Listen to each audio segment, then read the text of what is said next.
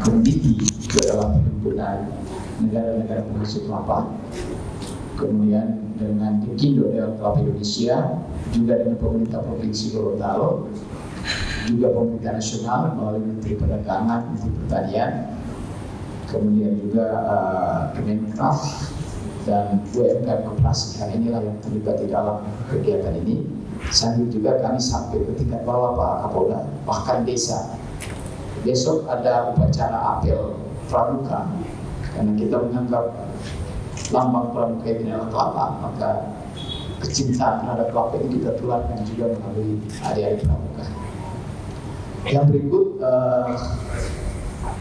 sebagai data kepada kita sekalian yang akan berkunjung ke sini dari luar negeri, ada 16 negara yang sudah siap, kurang lebih 60 orang pesertanya, dan itu dari Papua New Guinea dan seterusnya, Filipina, kemudian juga Malaysia, India, Bangladesh, Sri Lanka, Brazil kalau tidak salah juga ada, USA juga ada delegasi. Dan ini butuh keamanan kita semua.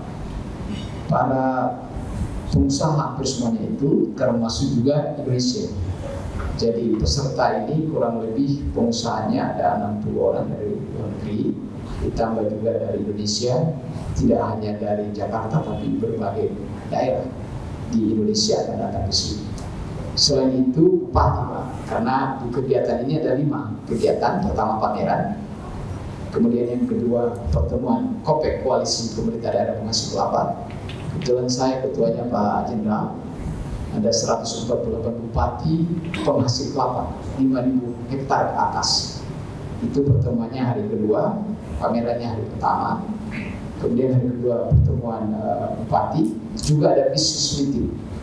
Nah, hari ketiganya konferensi. Nah, disitulah para menteri hadir. Kemudian yang keempat, kunjungan ke lapangan ke IKM, industri kecil menengah, kelapa terbaru yang ada di Purbala. Kemudian juga ekspor briket di daerah Bolibuto, sambil juga ke pabrik dan taman kelapa dunia.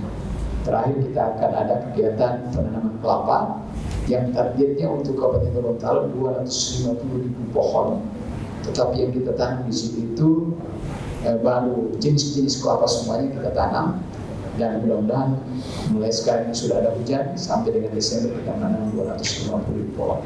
Sehingga output dari kegiatan ini tidak sekedar rame-rame, tetapi yang pertama adalah penanaman 250.000 pohon untuk kabupaten, dan ini menjadi penyemangat bagi seluruh Indonesia. Karena kita tahu bersama Pak Kapolda, kelapa ini kan dari akar sampai dengan daunnya bermanfaat, kemudian dari kita lahir sampai meninggal juga menggunakan kelapa, kemudian dari pantai sampai dengan gunung, kelapa itu ada yang kita bisa hidup menghidupi kita. Dengan demikian ini sangat banyak hal yang kita dapatkan.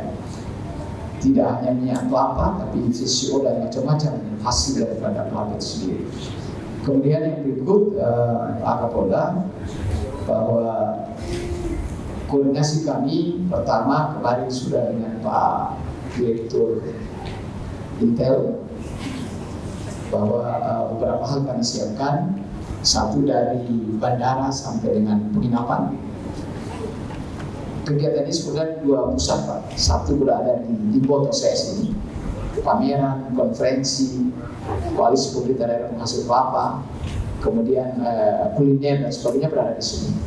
Kemudian kunjungan terakhir berada di Motilango melalui Taman Kelapa Dunia. Jadi 2 sisi yang penting sekali kita mohon keamanan dari kepolisian maupun juga TNI, dan kami juga dari pemerintah daerah menyiapkan satpol.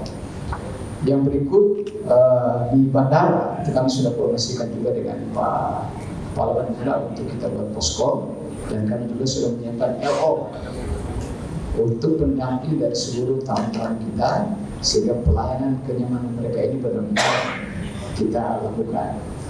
Nah, dampak yang kedua selain untuk penanaman, tapi yang kedua adalah ekonomi.